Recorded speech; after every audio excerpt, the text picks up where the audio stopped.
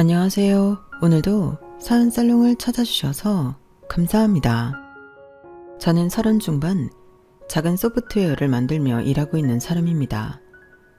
직업을 말하자면 1인 개발자이긴 한데 그 단어를 꺼냈을 때 고개를 끄덕인 사람보다는 갸웃한 사람이 훨씬 더 많았던 것 같아요.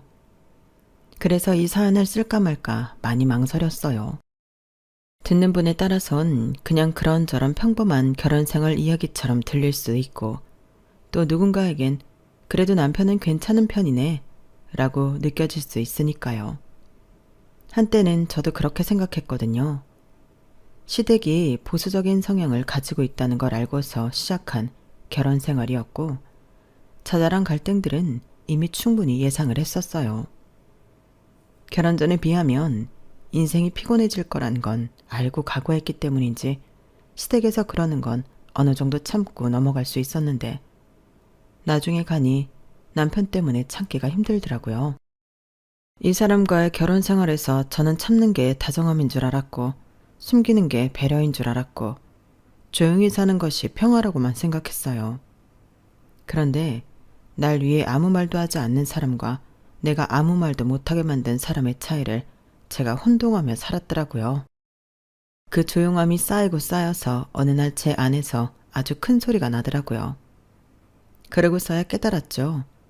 남편을 위해 참고 배려했던 일이 결국엔 제 입을 꽉 막고 있었을 뿐이라는 것을요. 그 입을 열고 나서야 제 인생이 달라지기 시작했어요.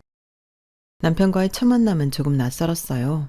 뭐랄까, 서로를 잘 알기 전에 먼저 관심을 받는다는 건 늘 저한테 부담스러운 일이었거든요. 제 직업이 개발자이고 또 혼자서 작은 게임들을 만들어서 온라인에 공개하는 일을 하다 보니 가끔 그런 관심을 받게 되는데 그 중에 저라는 개인에 대한 단순한 호기심인지 혹은 진심인지 모를 마음들도 많았어요. 그런 중에도 남편은 뭔가 좀 달랐죠.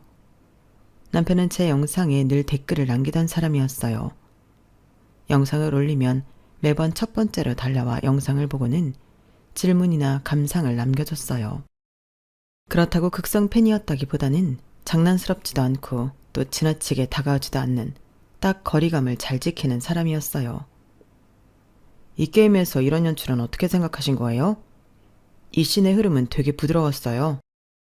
그런 식으로 관심을 꾸준히 오랫동안 건네주었죠.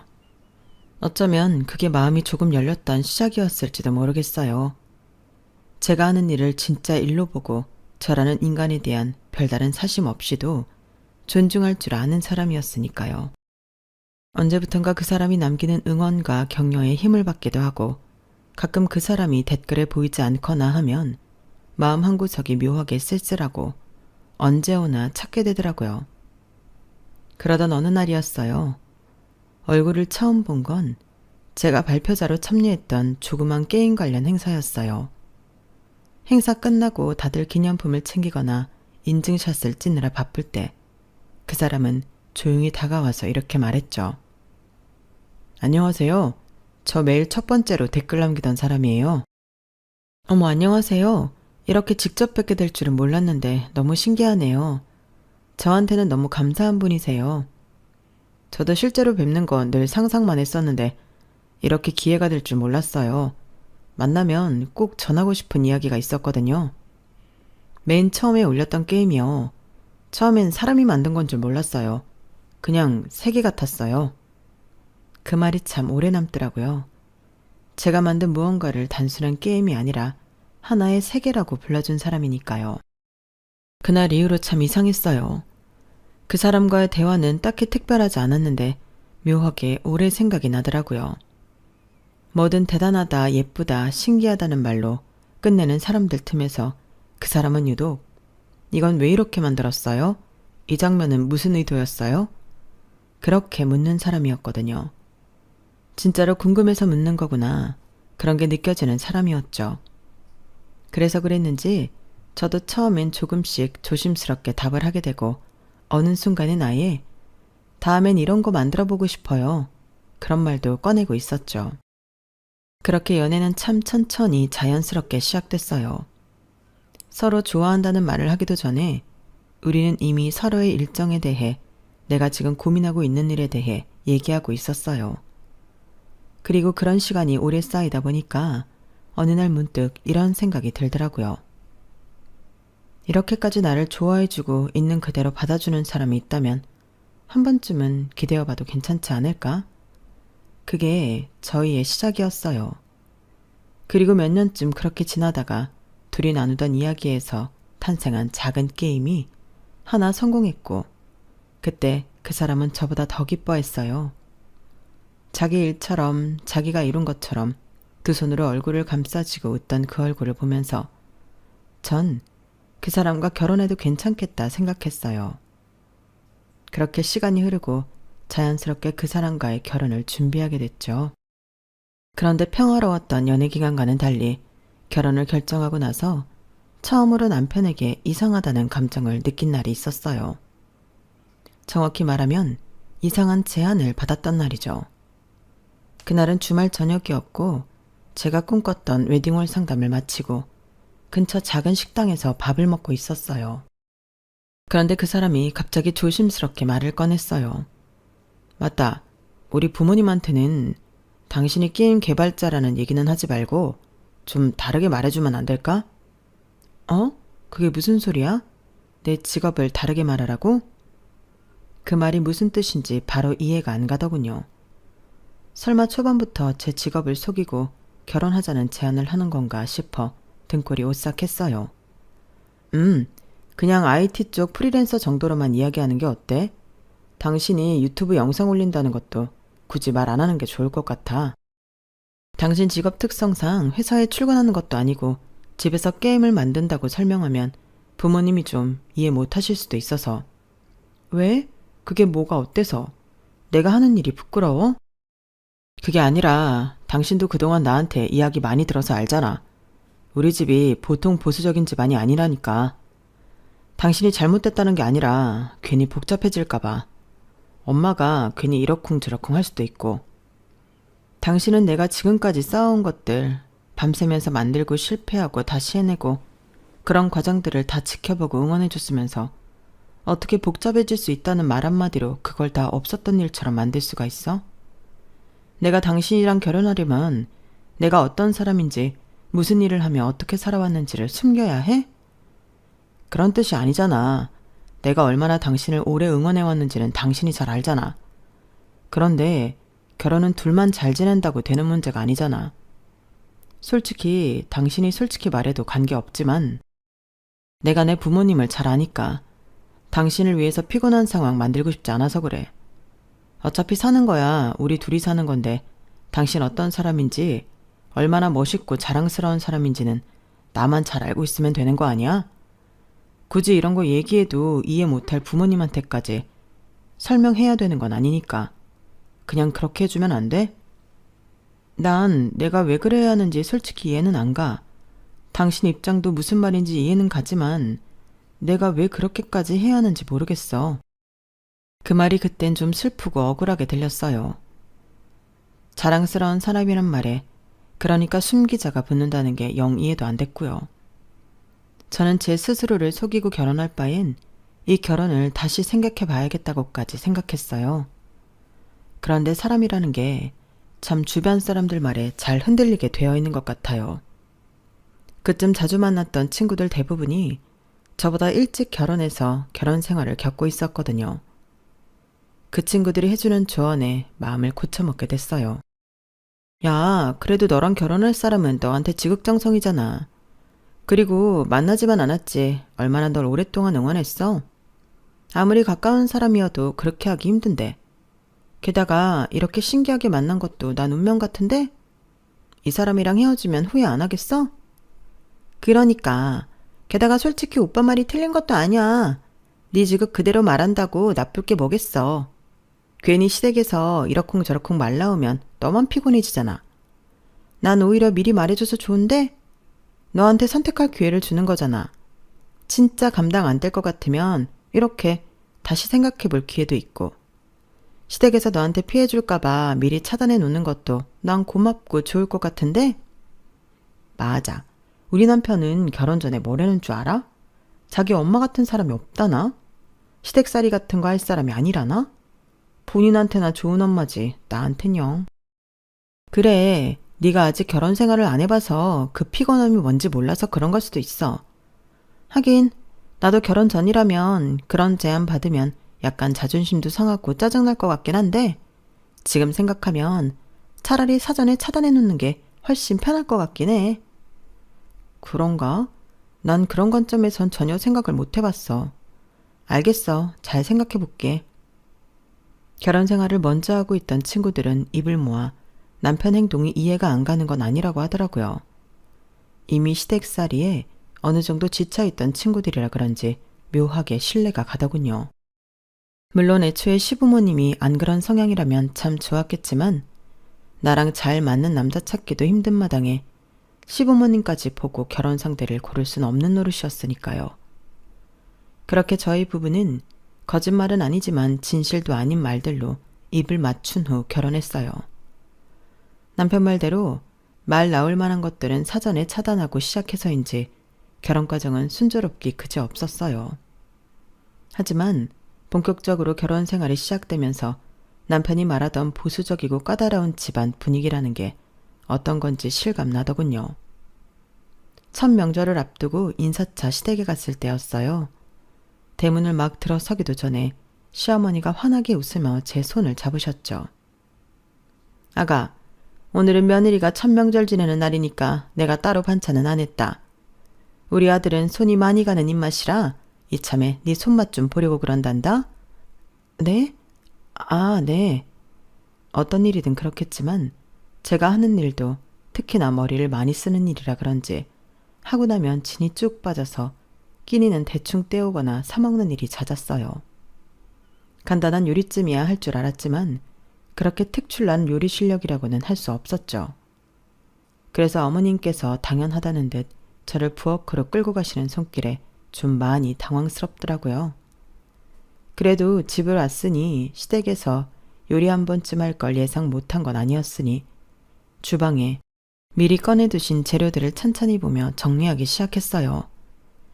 재료만 봐서는 쉽사리 감이 오질 않아서 뭘 해드려야 할지 고민하고 있는데 남편이 그 모습을 보더니 마치 자신이 든든한 방패라도 된다는 듯 이렇게 말하더라고요. 엄마, 너무 걱정 마세요. 우리 정아는 일하면서도 요리며 집안일이며 다 할 줄 알아요. 어머, 그래? 그거 정말 다행이네. 안 그래도 내 꿈이 바깥일 안 하고 집안일만 하는 구부주단 며느리였잖니. 아무래도 재택근무 위주라곤 해도 일하는 건 하는 거니 걱정이 이만저만이 아니었거든. 그런데 아무래도 출퇴근하는 일이 아니니까 다른 직장인들에 비하면 집안일 익힐 시간이 많기는 했겠다. 그렇지? 그렇다니까요. 제가 엄마 바램 몰랐던 것도 아니고 다 엄마가 바라던 사람으로 데리고 왔죠. 집에서 혼자 일하니까 시간 조절도 되고 나중에 아이 생기면 육아도 같이 할 수 있으니 저는 진짜 복받은 남자라니까요. 아, 그래. 참 부모 원하는 대로 결혼하는 자식들도 없는데 우리 아들은 이런 거 보면 참 여자라니까. 또 바깥일 한다고 집안 내팽겨 쳐놓고 놔두는 여자나 데리고 왔으면 내가 제명에 못 살지. 귀한 손주가 지나 아주 내 밑에서 곱게 크고 남의 손 남의 집 떠도는 꼴은 또 어떻게 보니? 우린 그런 걱정은 안 해도 되니 얼마나 다행인지 몰라. 우리 며느리가 아주 복덩이야. 그쵸, 엄마. 그러니까 우리 정아 예쁘게 봐주세요. 왜 요즘은 시부모님이 며느리도 딸같이 대해주는 게 좋다잖아요. 아유, 안 그래도 우리 집에 딸도 없는데 나도 딸 생기면 너무 좋지. 안 그러니 아가? 앞으로 같이 잘 살아보자. 어머님은 남편이 안심시켜드리는 말에 기분이 좋으셨는지 저에게 음식을 시켜보려던 처음 의도와는 달리 직접 음식을 하셨어요. 그날 저녁 식사는 맛있었고 시댁 분위기도 화기애애했지만 내내 기분이 불편하더라고요. 게다가 무엇보다 답답했던 건 남편의 태도였어요. 여보, 아까 봤지? 내가 우리 엄마 다루는 솜씨 괜찮지 않았어? 우리 엄마가 엄청 까다롭고 보수적이긴 한데 이렇게 말로 안심만 잘 시켜드려도 잘 피해갈 수 있거든. 아까도 당신한테 음식 시키려던 거 결국 엄마가 다 했잖아. 나 잘했지? 아니, 그걸 잘했다고 해야 하는 게 맞는 거야? 난 솔직히 불편했어. 어머님이 알고 있는 내 모습은 실제 내 모습이랑은 거리가 너무 멀잖아. 난 일에 치여서 집안일 그렇게 잘하지도 못하는데. 좀 못하면 어때? 내가 하면 되지. 집안일 부담은 갖지 마. 시간 더 여유 있는 사람이 하면 되는 거지. 그게 아니라 어머님이 날 집안일 잘하고 여유 있는 며느리로 생각하는 게 마음에 걸려서 그래.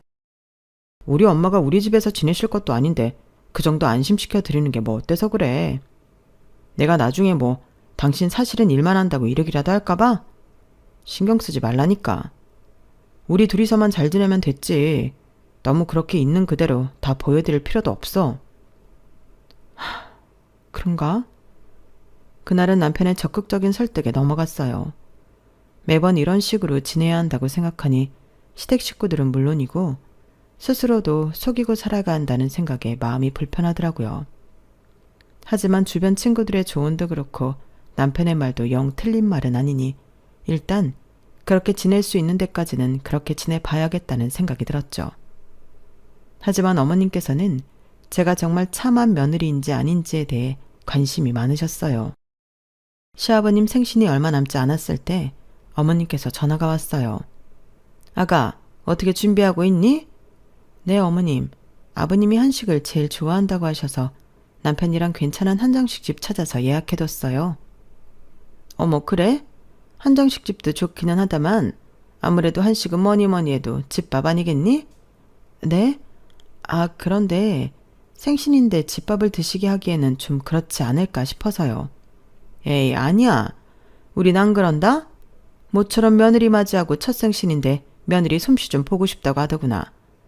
매번 요리해달라는 것도 아니고 생신상이니까 좀 차려줄 수 있겠지? 아, 어머님 그게요. 옆에서 통화 내용을 다 듣고 있던 남편이 제 손을 꼭 잡으면서 다급하게 고개를 끄덕였어요. 하겠다고 해, 여보. 뭐? 무슨 소리야. 난 못해. 끝내 못한다고 하니 남편이 핸드폰을 빼앗아 전화를 받더라고요. 엄마, 걱정 마요. 우리 와이프가 요리를 얼마나 잘하는데. 생신상 맛있게 차려드릴 테니 걱정 마세요. 전화를 끊고 나니 어안이 벙벙 하더군요. 평소 배려심 많았던 그 사람이 맞나 당황스러울 정도였어요. 여보, 지금 뭐 하는 거야? 아무리 시부모님 앞에선 좀 다르게 말하기로 했어도 나 요즘 마감 시기라 바쁜 거 알잖아. 생신상 차려드리려면 준비할 게 보통 많은 게 아닌데 난 못해. 장은 내가 봐올 테니까 요리는 그냥 하는 척만 해. 요즘은 조리식품도 잘 되어 있잖아. 그러니까 결국은 나한테 하라는 거잖아. 나한테 한마디 동의도 없이 당신 멋대로 하겠다고 하는 게 말이 돼? 당신 왜 시부모님 앞에서는 이렇게 당신 좋을 대로만 하자고 해? 하겠다고 한 건 당신이니까 당신이 해. 뭐라고 쏘아붙이니 남편은 금방 풀이 죽더라고요. 미안해 여보. 우리 부모님한테 말 나오게 하는 거 싫어서 나도 모르게 마음이 급해져서 그랬나 봐. 요리는 내가 할 테니까 당신은 신경 쓰지 마. 남편의 진심 어린 사과에 그나마 나빴던 기분이 좀 풀렸어요. 아버님 생신상은 그렇게 저희 집에서 지내기로 했어요.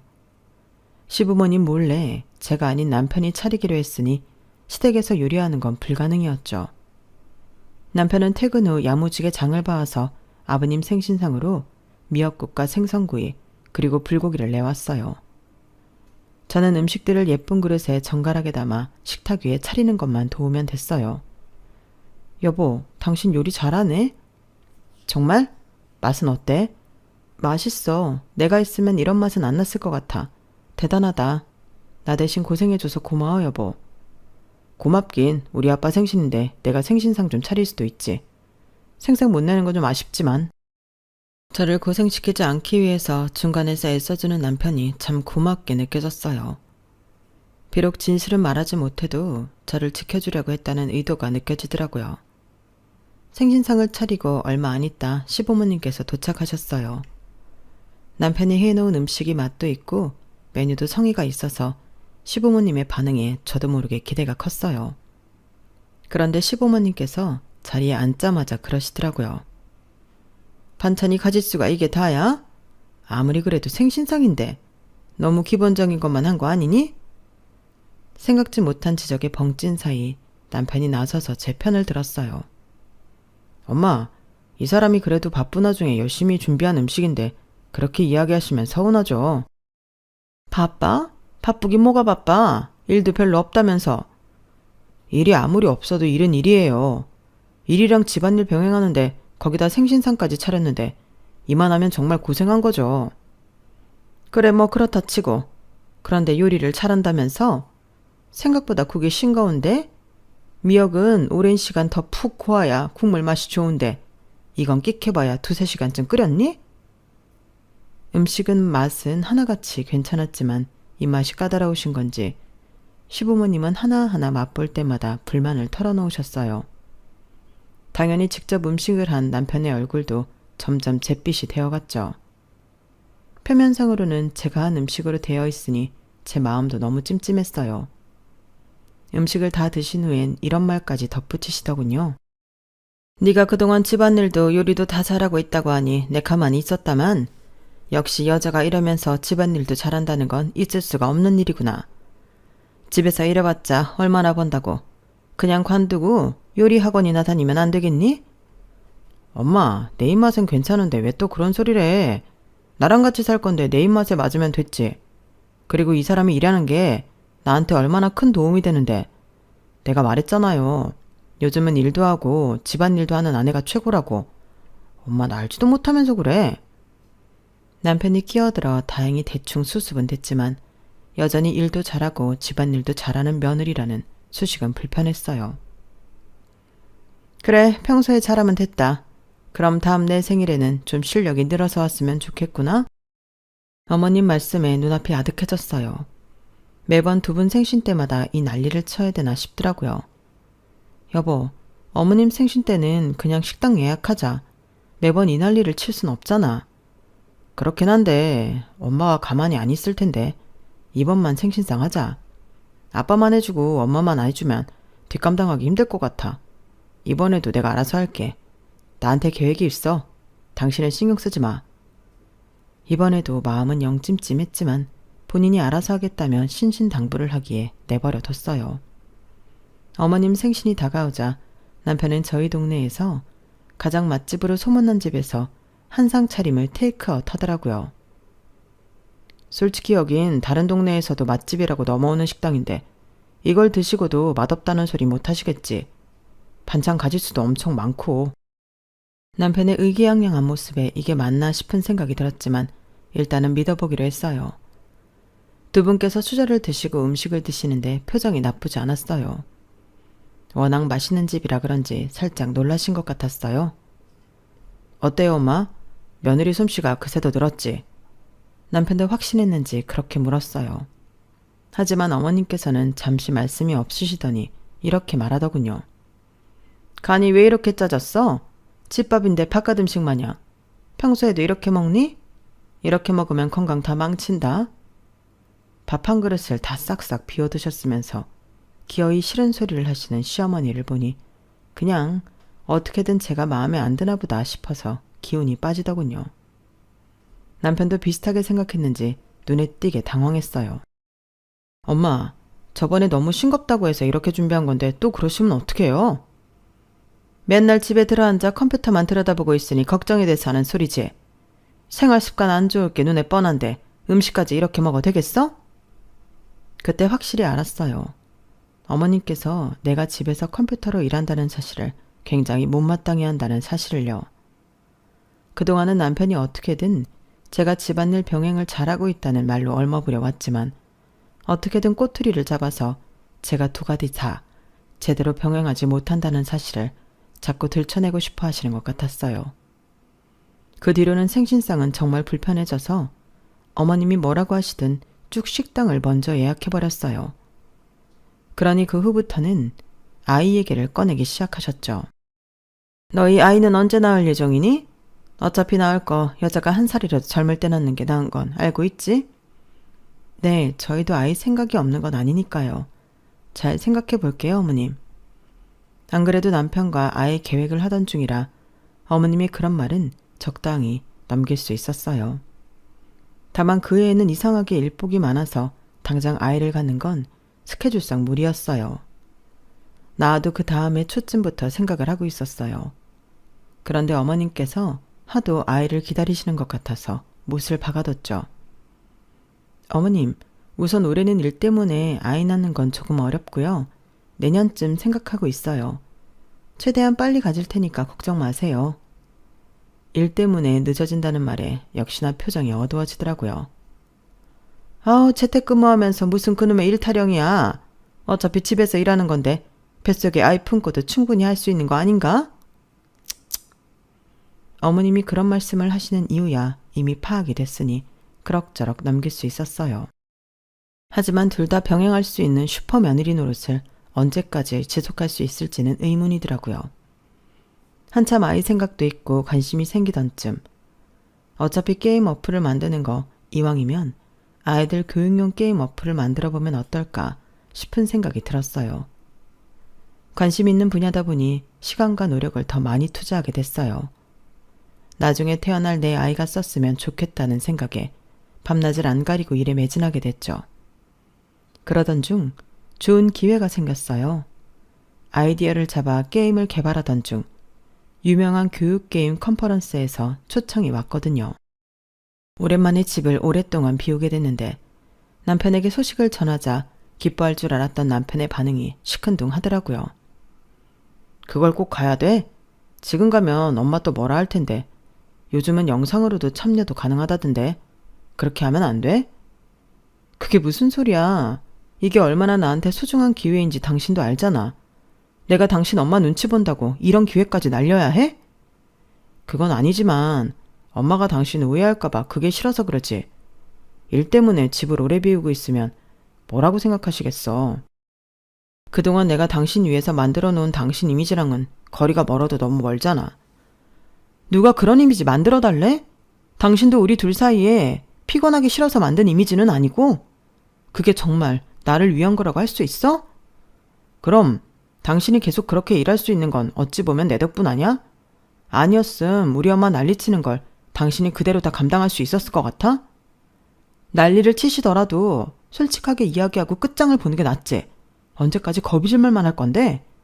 나도 처음엔 그게 나를 위한 건 줄 알았어. 근데 지금 보니까 아니야. 당신도 피곤해지기 싫으니까 나한테 거짓으로 며느리 행세를 강요한 거라고. 그렇게 당신 어머님이 신경 쓰였으면 처음부터 어머님이 원하는 며느리상이랑 결혼하지 그랬어. 그날은 남편과 대판 싸웠어요. 제 꿈을 늘 응원해주고 있다고 생각했던 남편이 어머님 눈치를 보느라 제가 원하던 기회를 날리라고 하는 모습에 실망이 이만저만이 아니었거든요. 그렇게 싸우고 컨퍼런스로 오래 집을 비우고 나니 둘 사이는 소원해졌죠. 그래도 컨퍼런스에 다녀온 건 후회하지 않았어요. 업계에 개발 중인 게임을 더 많이 알리고 올 수 있었고 그 이후로 사람들이 제 게임에 관심을 가지면서 입소문을 타기 시작했거든요.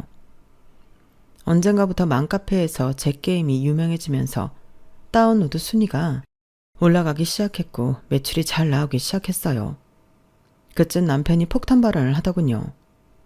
여보, 나 권고사직을 받았어. 당분간 일을 좀 쉬어야 할 것 같아. 뭐? 정말이야? 회사가 어려워져서 구조조정 중이었거든. 나는 피할 수 있을 줄 알았는데 아니었어. 당분간은 당신한테 신세 좀 져야 할 것 같아. 그래서 말인데 우리 집에 생활비 좀 대신 보내줄 수 있어? 일 시작하면 갚을게. 저희는 친정과 시댁 둘 다 형편이 좋았던 건 아니라서 결혼하고 각자 버는 돈에서 일정 금액을 각자 집에 보내드리고 있었어요. 그런데 남편이 일을 관두면서 시댁 생활비를 제게 대신 내달라고 부탁을 하더라고요. 어색한 사이에 그런 부탁까지 하니 자존심이 상해 보였지만 남편은 본인이 일을 관둔 걸 시댁에 말하고 싶어 하지 않아 하더라고요. 사이는 안 좋아졌어도 부부 사이 의리라고 생각해서 남편의 부탁을 들어줬어요. 그래도 다행히 제 게임의 매출이 점점 올라가고 있어서 그렇게 들어주기 어려운 부탁은 아니었거든요. 하지만 남편이 일을 관둔 걸 감추는 것과 별개로 남편은 제가 잘 나가고 있다는 사실까지 숨기고 싶어 했어요. 여보, 이번에 앱스토어에서 다운로드 수 10위 안에 들었다면서? 너무 대단하다. 난 당신 언젠가 잘 될 줄 알았다니까? 고마워 여보. 근데 이건 우리 집에는 이야기 안 했으면 좋겠어. 뭐? 왜? 아니 그렇잖아. 우리 엄마는 설렁설렁 일하는 줄 아는데 게임 개발자였다고 하면 집은 안 돌보고 있었다는 게 들킬 게 뻔하니까. 말했다시피 게임 개발을 썩 좋게 보지도 않으실 거고. 그거야 내가 적당히 벌 때 얘기지. 지금은 얘기가 다르잖아. 이렇게까지 잘 됐는데도 숨겨야 해? 그게 잘 버는 거랑 상관없어. 우리 부모님이 워낙 보수적이어서 당신 나보다 더 잘 번다는 거 알면 당신 안 입고 깨볼 거야. 말 같지도 않은 소리 좀 그만해. 당신 그 소리에 내가 얼마나 더 놀아놔야 돼? 말을 하고 말고는 당신 자유지만 이야기가 나오면 난 숨길 생각 없어. 이제 나한테 그런 것 좀 강요하지 마. 제가 잘 되고 나서는 사이가 좋아질 줄 알았는데 오히려 남편과 싸우는 날이 더 잦아졌어요. 남편과 여러 번 싸운 끝에야 남편의 속마음을 알겠더라고요. 남편은 저를 시부모님으로부터 보호한다는 명목을 내세워서 시부모님 앞에서 며느리보다 못한 아들이 되고 싶지 않다는 마음이 있던 거였어요. 그래서 시부모님 앞에서 저를 낮춰서 이야기했던 것 같아요. 그래야 본인이 아내보다 괜찮은 남편이자 가정으로 비춰져 보일 테니까요.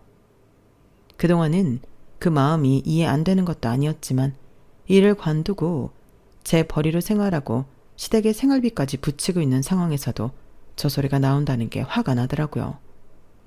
그렇게 남편과의 갈등이 최고조에 이르렀을 때 결국 터질 게 터지고야 말았어요.